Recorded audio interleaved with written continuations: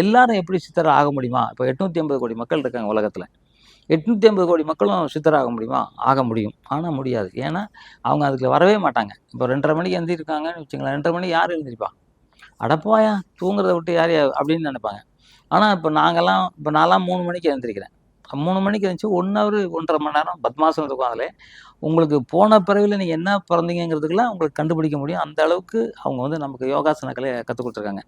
அந்த அளவுக்கு அந்த மாதிரி சித்தர்கள் இருக்காங்க. அவங்கள நீங்கள் ஃபாலோ பண்ணி அவங்கள நிறையா புக் இருக்கு இப்போ. அதுவரை நான் கூட வச்சுருக்கேன் பாருங்க. ஒரு திருமதுரை புக்கு ஏகப்பட்ட புக் வச்சுருக்கேன் யோகா சித்தர்களை பற்றி. அப்போ அவங்கள பற்றி படிக்கும்போது என்னடா நம்மலாம் பிறந்தோம் இறந்தோம் அவ்வளோதான். ஒரு 120 வயசு வரைக்கும் சராசரி மனிதன் 120 வயசு வரைக்கும் வாழ்ந்தது கிடையாது. ஏன்னா எதையுமே கடைப்பிடிக்கிறதில்ல. இப்போ எங்கள் கேமராமேன் கேட்டால் சொல்கிறாரு, நான் 3 மணிக்கு சாப்பிடுவேன் காலையிலங்கிறாரு. 3 மணிக்கு சாப்பிட்டா என்ன ஆகும்?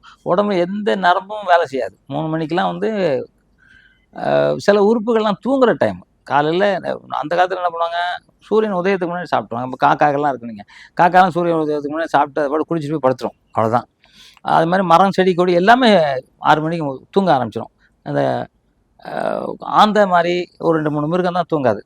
அது எல்லாம் தூங்கிடுவோம். நம்ம மனுஷன் அது தூங்குறதில்ல. ஏன்னா லைட்டை கண்டுபிடிச்சிட்டோம், இருட்டு இல்லை, பொழுதுபோக்கு கண்டுபிடிச்சிட்டோம், தூக்கம் இல்லை.